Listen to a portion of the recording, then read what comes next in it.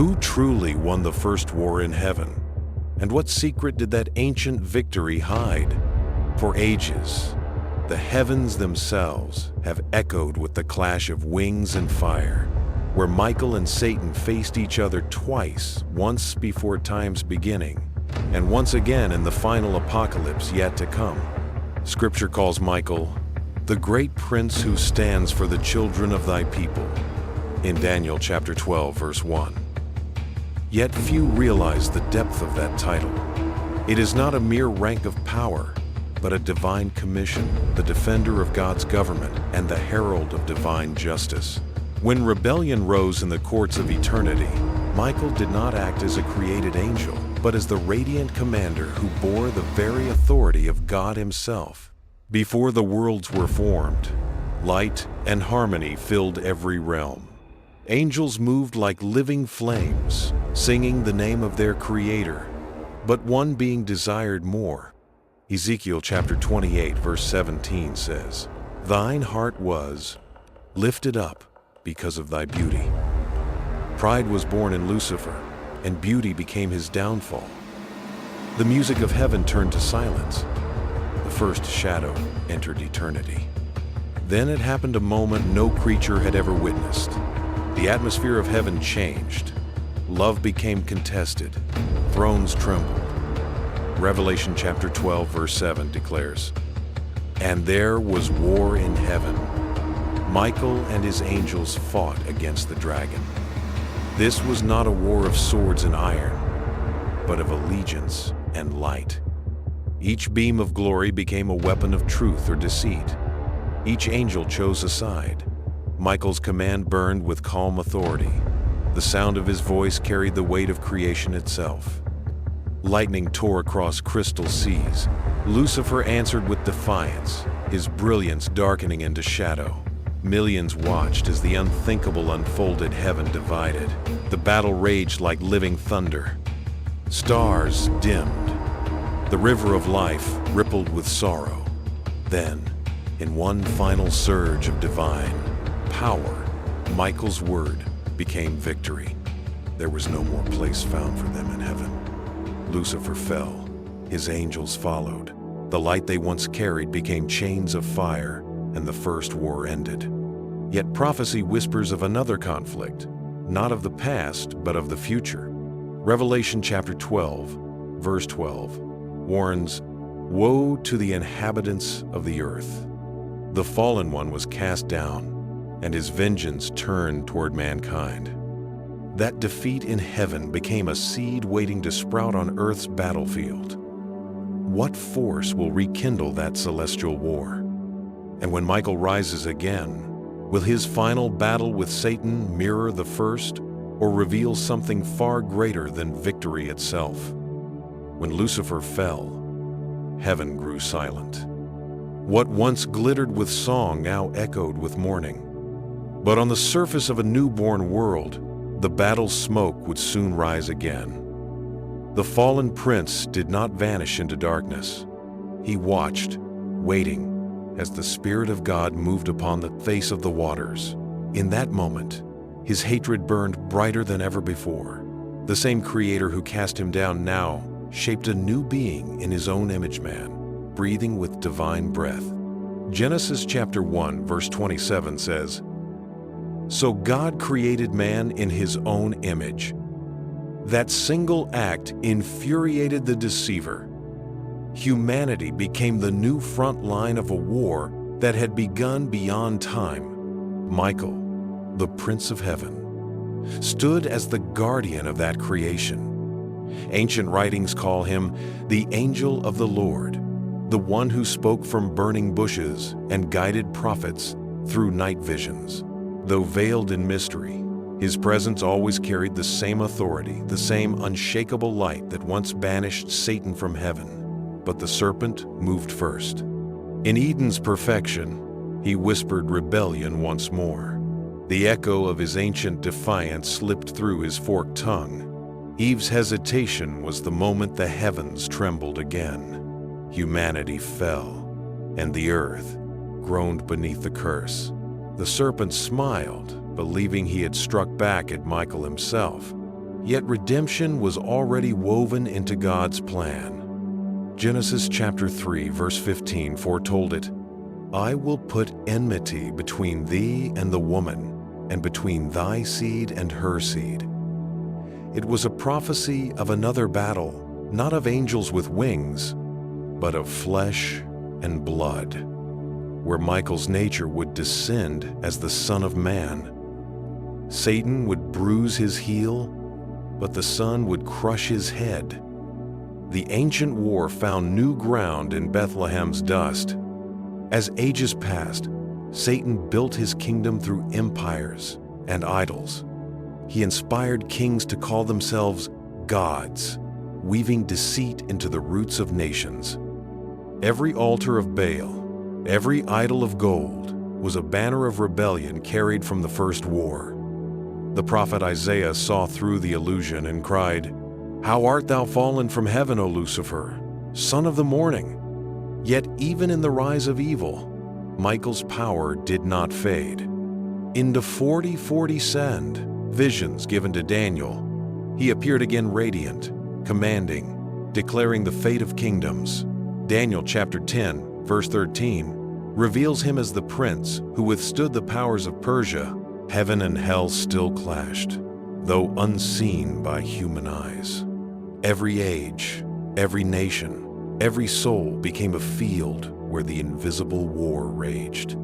Michael and Satan, light and darkness, order and chaos, both waiting for the day when the final confrontation would begin again. But when will heaven's prince rise once more? And how will the battle that began in eternity find its climax upon the earth? The answer begins in a vision older than kingdoms. A prophet saw the invisible lines drawn through time, and in those lines, the armies of heaven waited for their final command. The war between Michael and Satan never ceased. It merely changed battlegrounds. The garden became a grave, then nations became empires, and now the hearts of men became the stage. Every whisper of temptation, every rise of pride, every shadow that passes through human thought is an echo of that first rebellion. In the book of Job chapter 1 verse 6, the scene opens again. Now there was a day when the sons of God came to present themselves before the Lord, and Satan came also among them. Even after his fall, the accuser approached heaven's gates, wielding words instead of weapons. He demanded the right to test humanity, to prove that love for God was fragile, conditional, corruptible. Michael stood silent, allowing truth to defend itself. The test began, and Job's suffering became a window into the cosmic struggle. Every wound, every loss, every tear cried in the dust was another strike in that unseen war. Yet Job's faith endured. The adversary retreated once more, shamed by endurance stronger than pain. Centuries later, the same pattern emerged. When Israel stood trembling before the angel of the Lord in Joshua chapter 5 verse 14, he declared, "As captain of the Compsis en Maris, host of the Lord am I now come." The voice was the same as before, the voice that spoke stars into being and thundered victory over Lucifer. Michael appeared again, not as an observer, but as a warrior commander preparing the armies of heaven for the battles of earth. Still, Satan refused surrender. His strategy evolved. He learned that open war only exposed his defeat, so he waged it now through corruption, deception, and false religion. Kingdoms turned their swords against prophets. Holy words were twisted into chains. Idols replaced altars of truth. The world began to forget the face of its defender. Yet behind every prophet's courage, behind every victory of faith, Michael's power remained. He walked through fire with Shadrach, Meshach, and Abednego. He shut the lions' mouths beside Daniel. He whispered strength to Elijah in his cave of despair.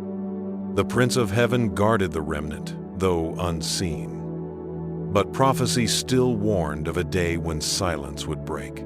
Daniel chapter 12 verse 1 declared it. And at that time shall Michael stand up. The phrase stand up means to rise in battle readiness, to take authority once more. When he stands, the heavens will move.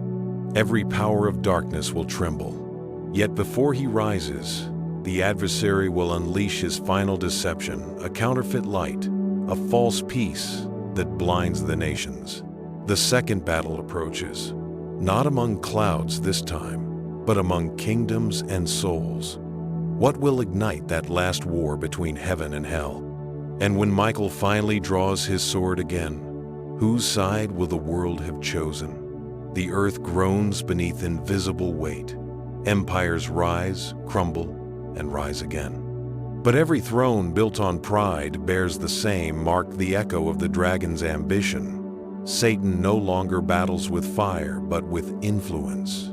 His voice seeps through kings, councils, and cultures. He molds truth into half-truths and darkness into wisdom. Paul wrote in Ephesians chapter 6, verse 12, "For we wrestle not against flesh and blood, but against principalities, against powers, against the rulers of the darkness of this world." That single verse exposes the unseen front lines of the war between Michael and Satan. Every generation has felt the tremor of their conflict.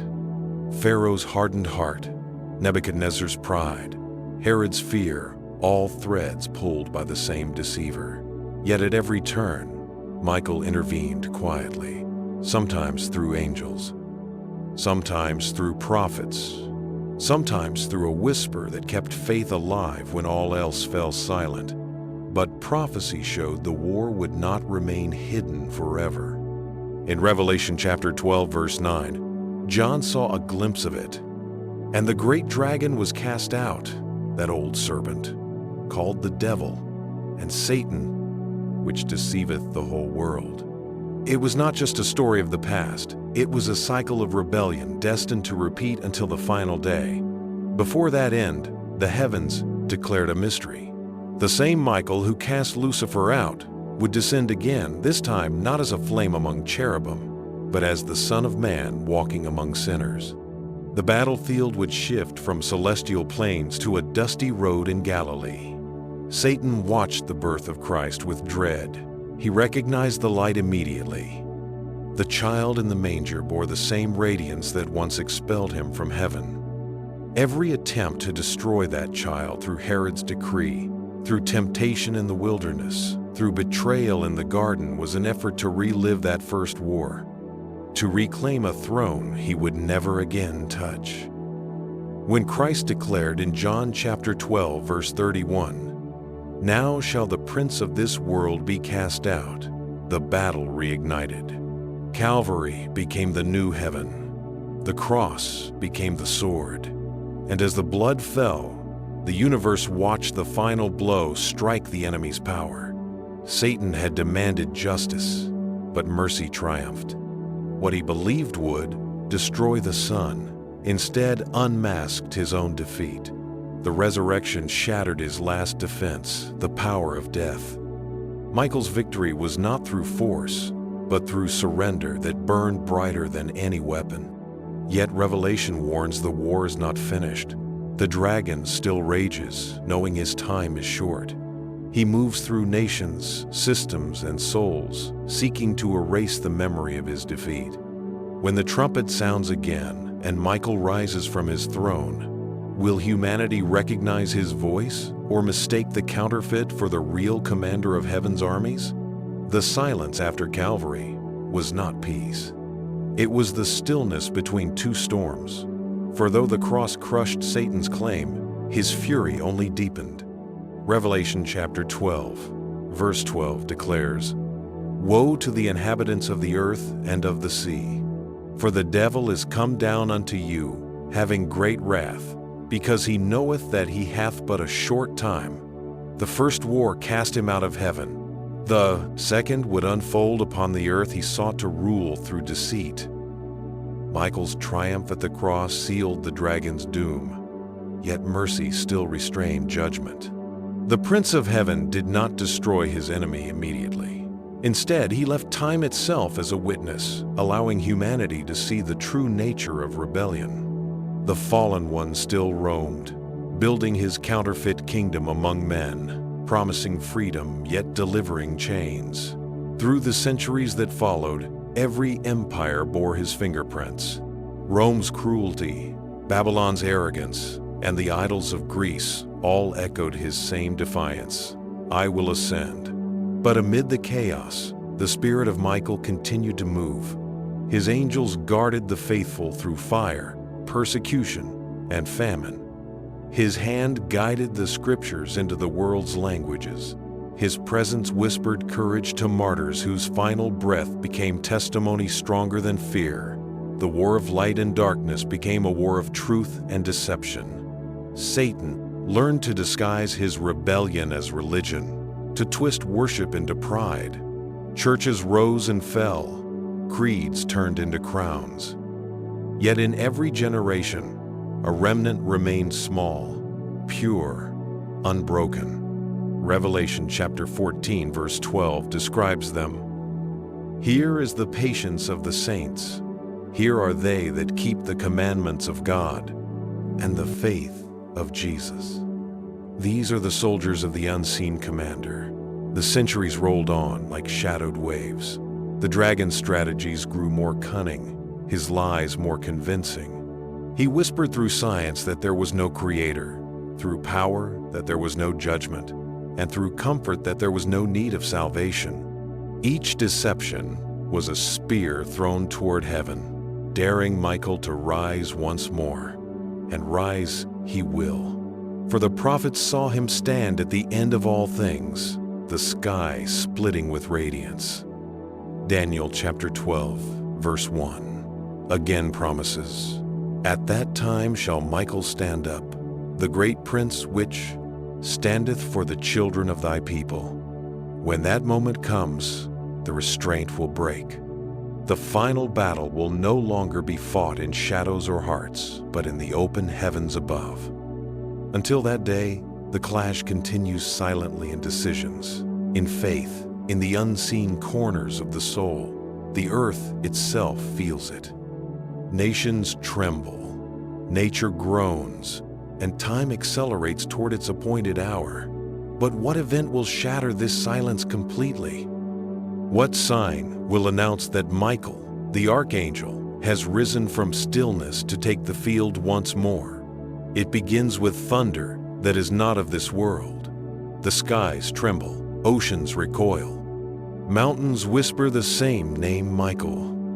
The restraint of heaven breaks, and prophecy steps into sight. Before the final war ignites, Scripture paints its precursor. Revelation chapter 12, verse 7, once more declares, And there was war in heaven.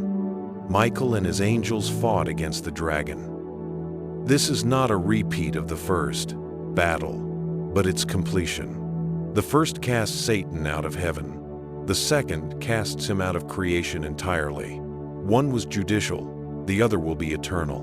But before the trumpet sounds, signs will multiply on earth.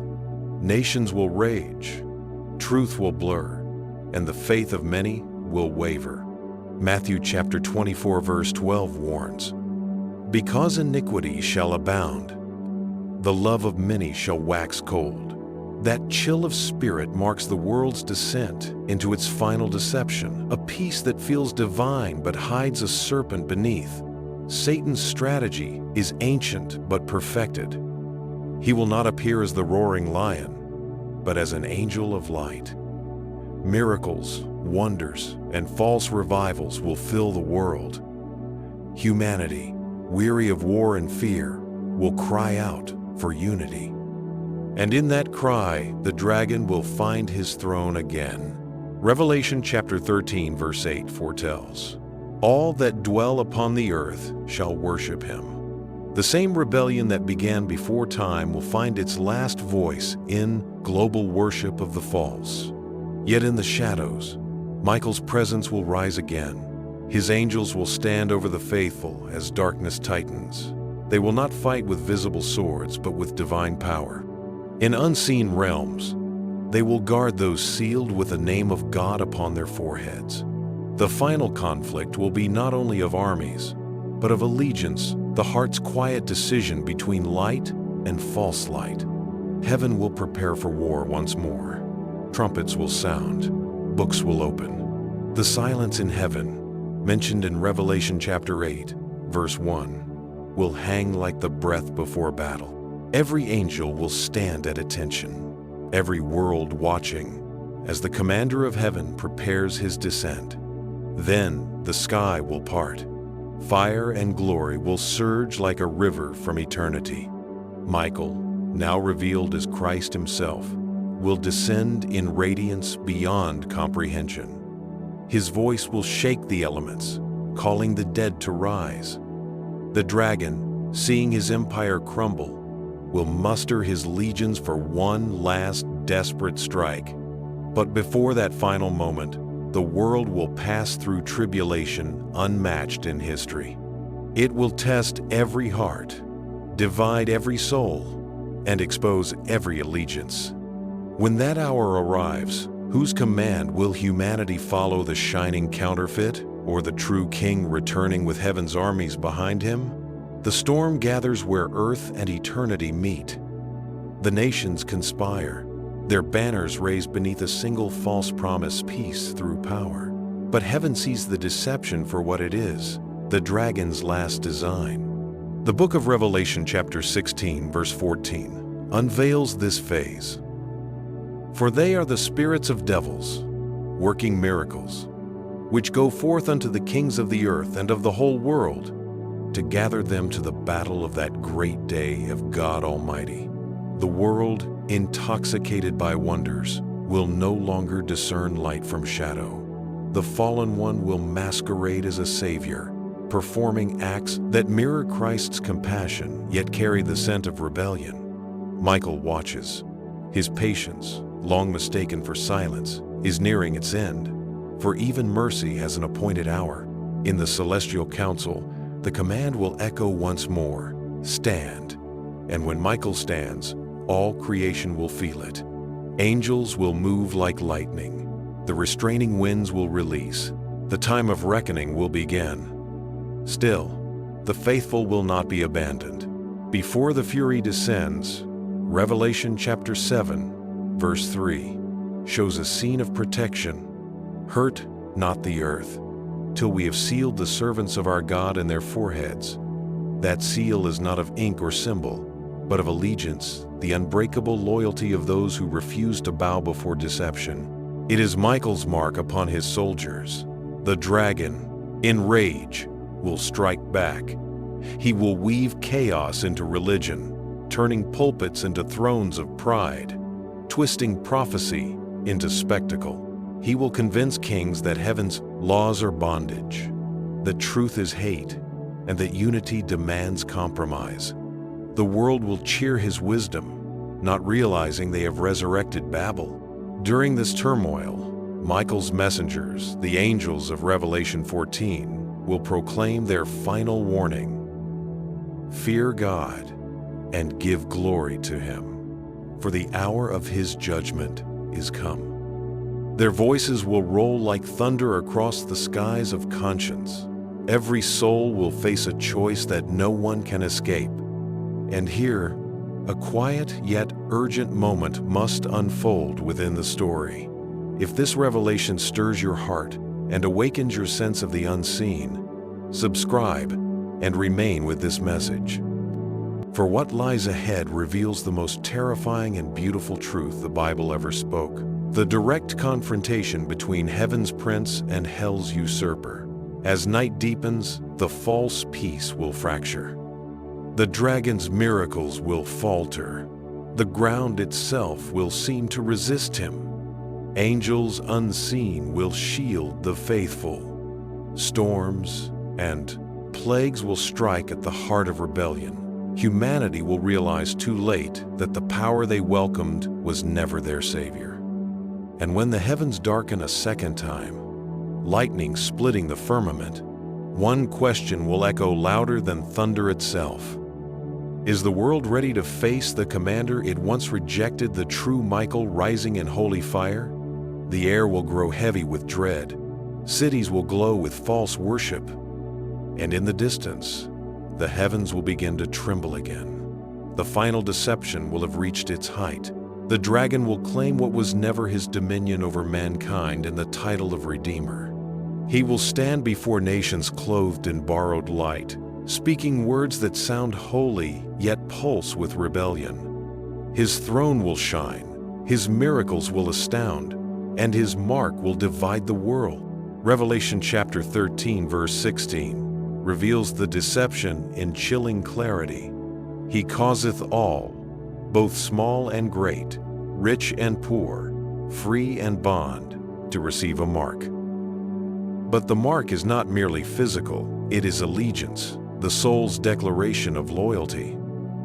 The same question once asked in heaven will be asked again on earth: who is like unto God? Those words, which once named Michael, now become a test of worship. Will man bow to the counterfeit or stand for the Creator? In the hidden corners of the world, Michael's angels will move with divine precision. They will not appear as shining warriors, but as unseen protectors guiding the faithful through chaos. Dreams, providence, and the quiet conviction of conscience will serve as heaven's whisper in a world gone deaf. Revelation chapter 18 verse 4 calls out, "Come out of her, my people, that ye be not partakers of her sins." That cry will reach those still willing to listen. Satan's kingdom, though vast, will begin to fracture. The very systems that promised unity will turn against themselves.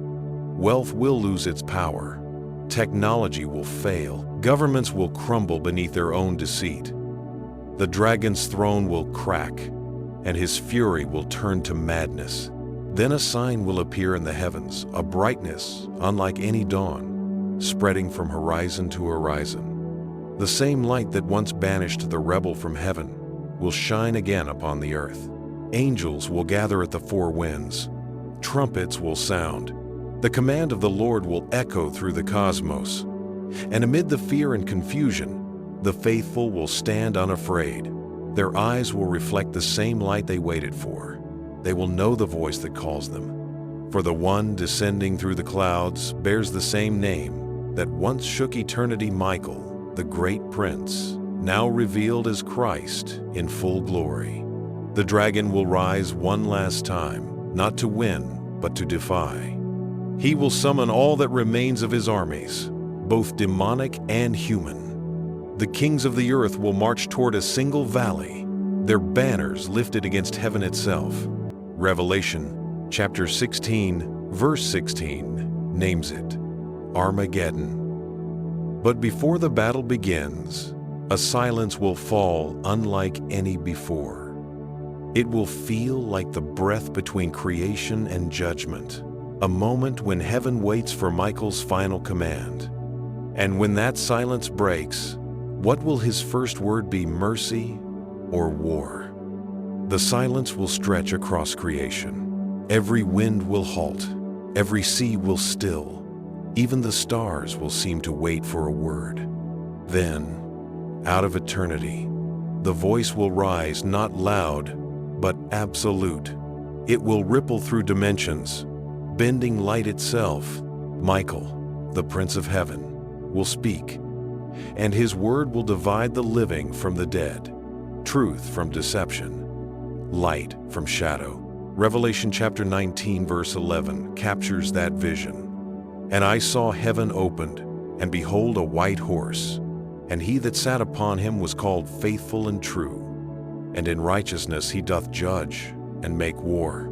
The second battle between Michael and Satan begins not with chaos, but with order divine, perfect, unstoppable order.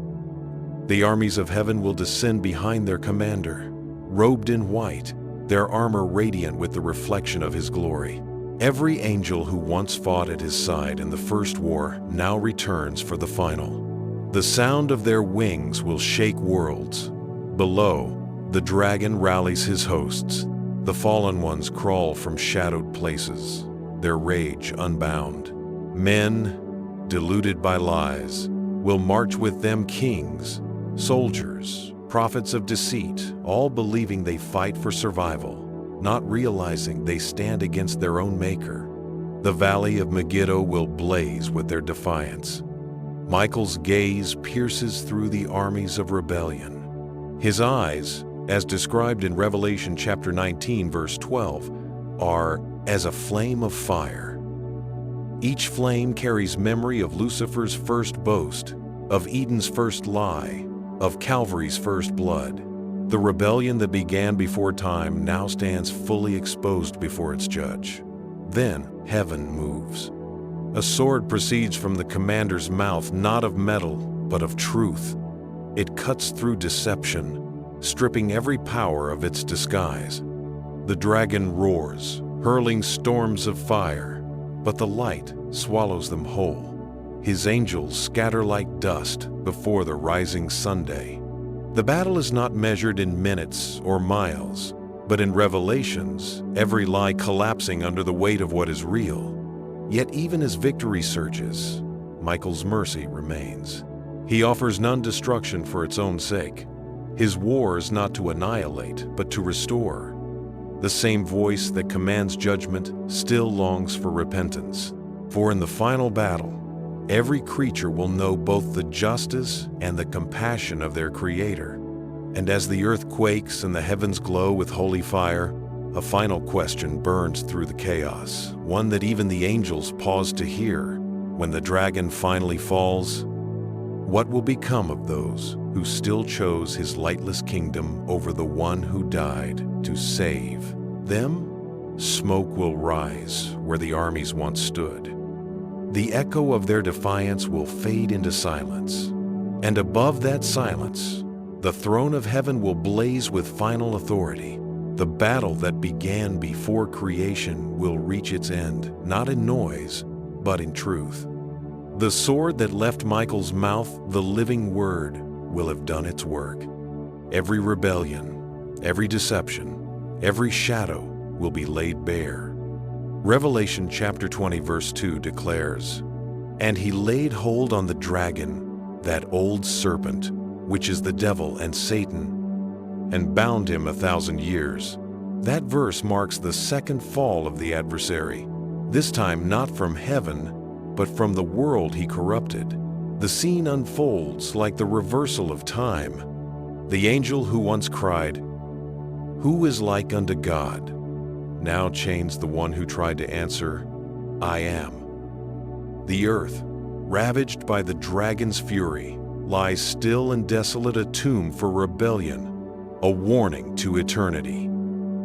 Jeremiah chapter 4, verse Frost.O. 23 foresaw this. "I beheld the earth, and lo, it was without form and void." The same phrase from Genesis now describes a world undone. Michael stands over it all, not as a distant warrior, but as the Lamb who conquered through sacrifice. The armies of heaven return to their places of light, their armor no longer stained by battle but radiant with peace. The faithful, raised from their graves, behold what prophets long to see. The universe breathes again, but the war's echo remains. For the 1,000 years of Satan's imprisonment will not erase his hatred, only expose it. Isolated, powerless, and alone, he will wander the wasteland, surrounded by the ruins of his own kingdom. Every fallen throne will mock him. Every silence will testify that sin leads only to emptiness. Meanwhile, the redeemed will reign with Christ, as written in Revelation chapter 20, verse 4. "And they lived and reigned with Christ 1,000 years.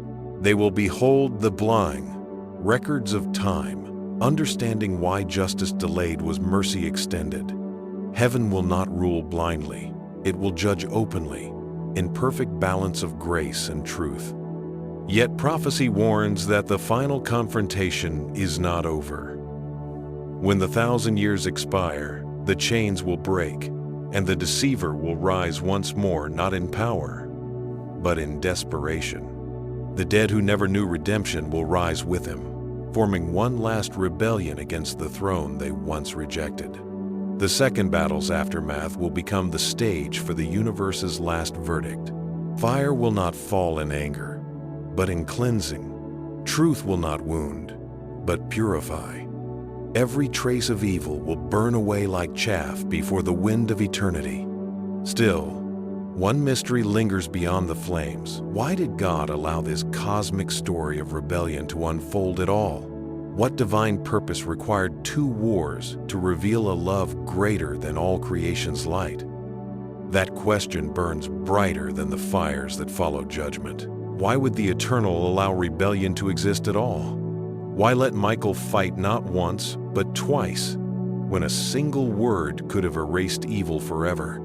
The answer lies in the nature of God Himself. Love, to be real, must be free. It cannot be programmed or forced, not even in angels. The rebellion of Lucifer revealed not a flaw in heaven's order, but the perfection of divine freedom. Ezekiel chapter 28 verse 15 says of the fallen one, "Thou wast perfect in thy ways from the day that thou wast created, till iniquity was found in thee." That word "found" shows that sin was not created by God, but discovered by choice. Thus began the longest story in existence, love allowing itself to be questioned so that the universe could learn the truth of what it is. Michael's first battle proved the righteousness of God's government. The second, through the cross, revealed the depth of His mercy.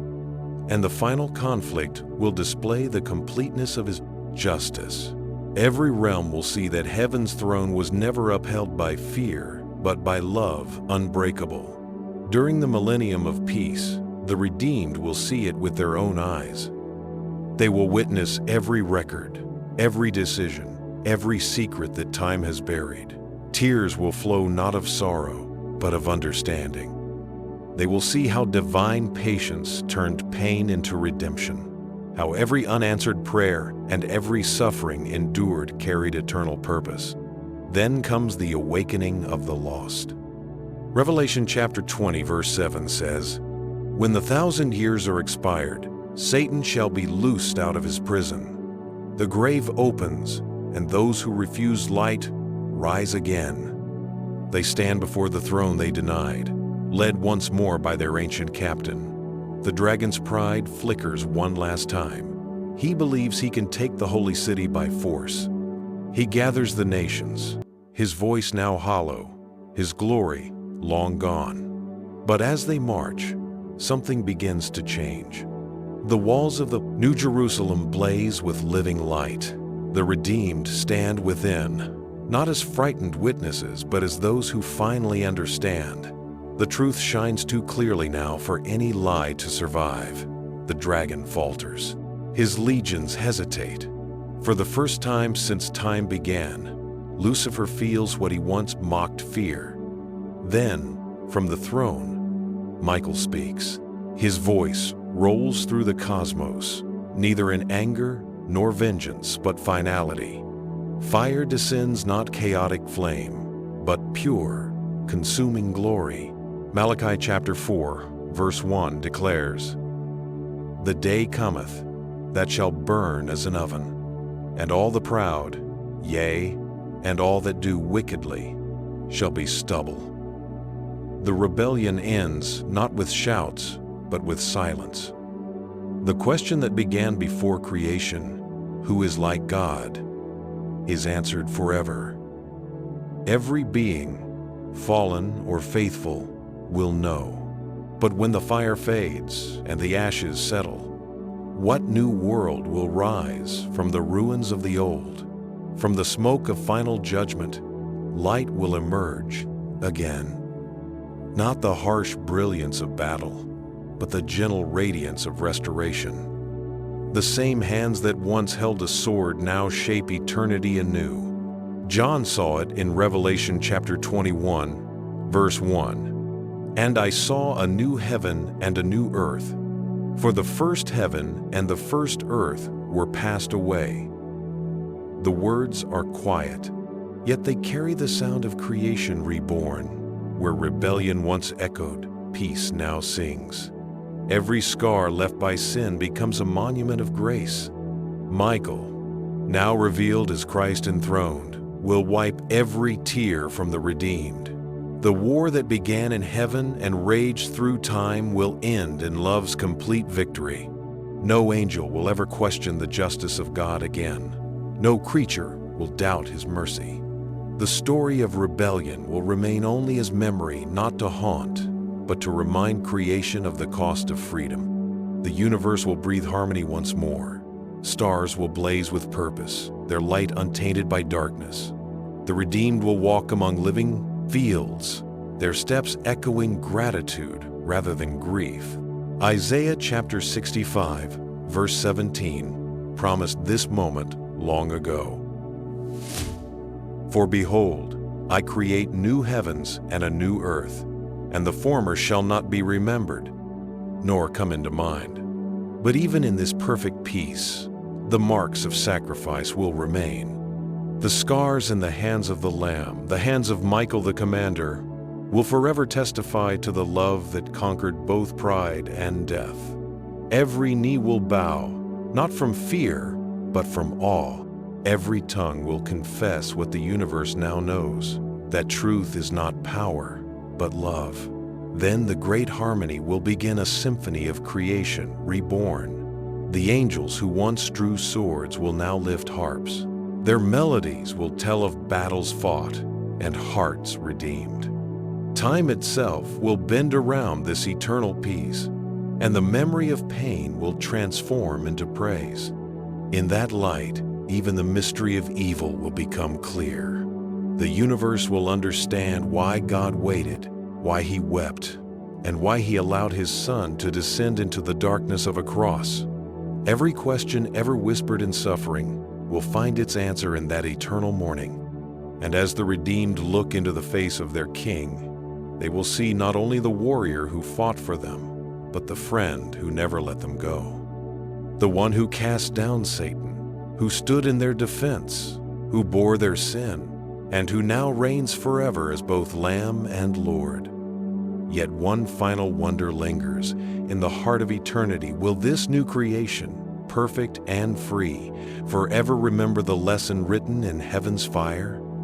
Or will love itself be enough to ensure rebellion never rises again? The ages will roll like waves upon a tranquil sea. Worlds will orbit in perfect harmony, their music blending with the song of heaven. And yet, in every corner of creation, one truth will forever echo: the war is over. Every redeemed heart will carry the memory of rescue. They will remember the voice that called their name when darkness tried to claim them. They will recall the whisper in the storm, the unseen hand that shielded them when the dragon's fury burned brightest. That hand was Michael's, the same hand that shaped galaxies and broke the chains of hell. Revelation chapter 22 verse 3 describes the scene. And there shall be no more curse, but the throne of God and of the Lamb shall be in it, and his servants shall serve him. No curse, no pain, no death. The serpent's tongue silenced forever. What began as rebellion ends as reconciliation. The universe finally rests in the rhythm of its Creator's heart. But heaven will not be static. It will expand endlessly, each new dawn revealing wonders never seen before. The redeemed will explore creation without fear of loss, for sin will never again find a foothold. Every soul will reflect the glory of the one they serve. Love perfected, joy unending, peace unbreakable. Yet the mystery of the Redeemer will never grow old. Each glance toward the throne will reveal something new, some deeper radiance within the eyes of the King. The same King who led angels into battle, who spoke galaxies into being, who washed the feet of his creation. The same voice that commanded Michael's armies will now sing with his people one song, one heart, one eternal kingdom. From world to world, the story will be told, how love faced rebellion and did not retreat, how the light descended into darkness and emerged victorious. Children of 1,000 worlds will listen in awe, asking, "Is it true? He fought for you?"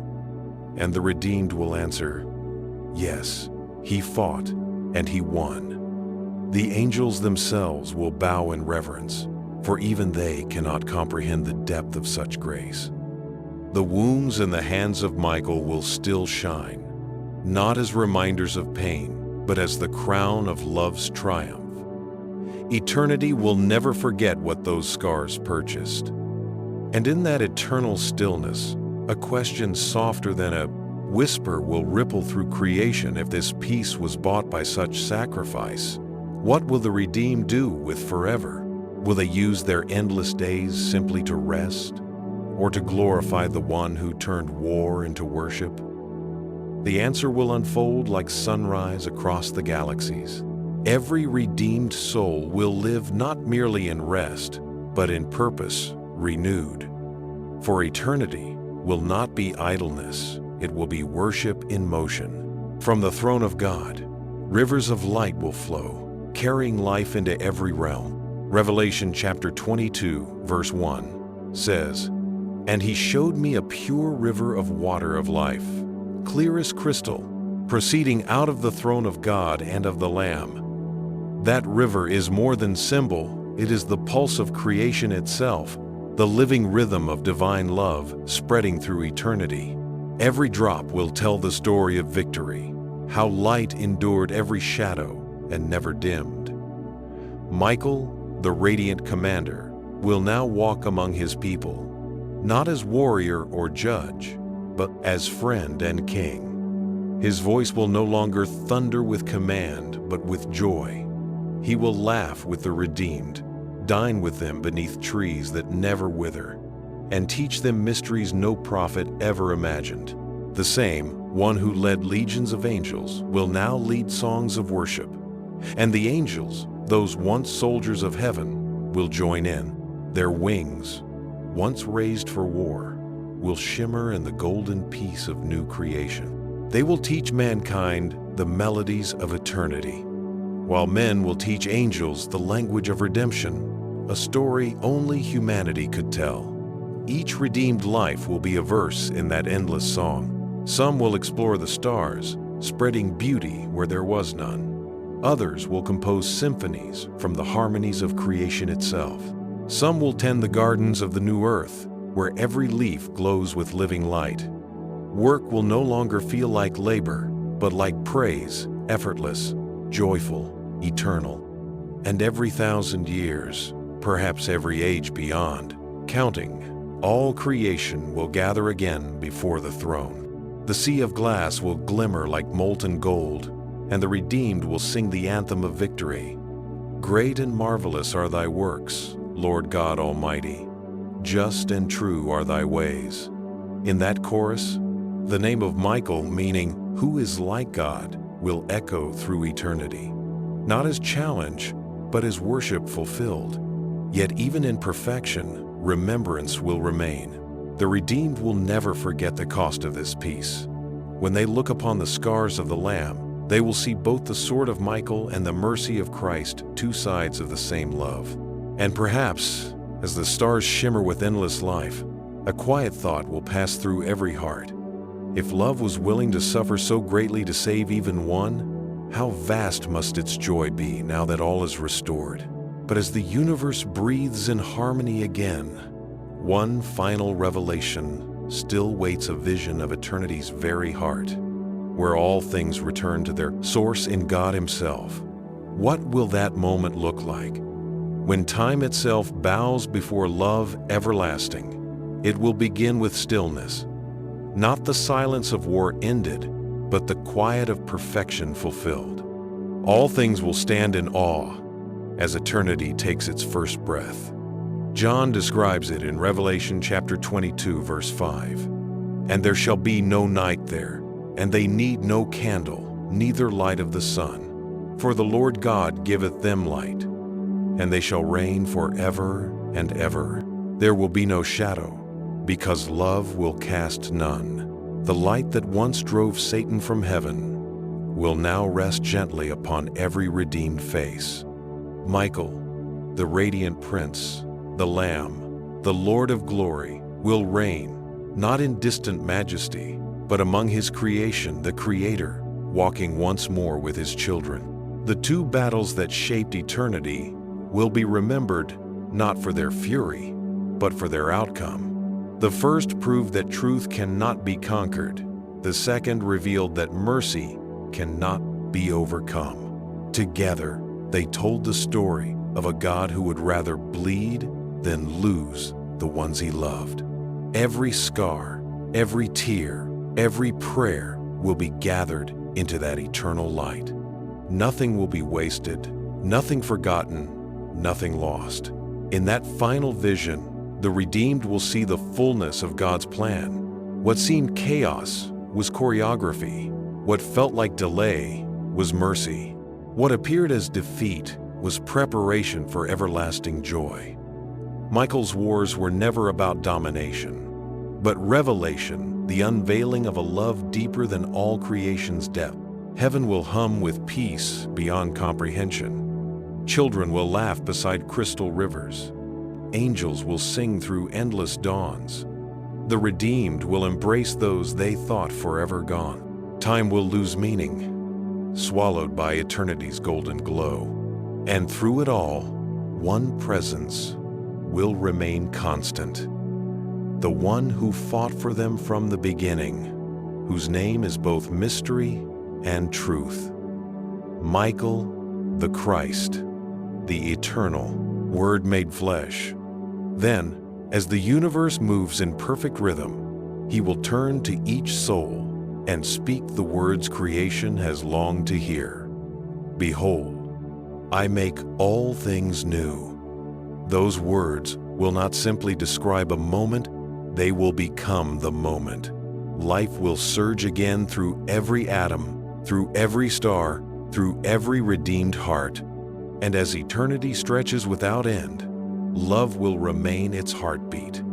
There will be no more wars, no more rebellion, no more separation, for all things will live within the harmony of God's presence. So, if your heart longs for that kingdom, if your soul trembles at the thought of standing beneath that eternal light, let this truth rest within you. Michael fought for you. Christ died for you. And even now, he calls you to stand beneath his banner of victory. Today, before that final trumpet sounds, you can belong to the side of everlasting peace. Speak to him in your heart. Ask him to reign within you. Accept his forgiveness, his light, his name written upon your soul. For when the heavens open again and the Commander returns in glory, those who stand with him will never fall. And the universe will echo for eternity the anthem of victory. Who is like our God?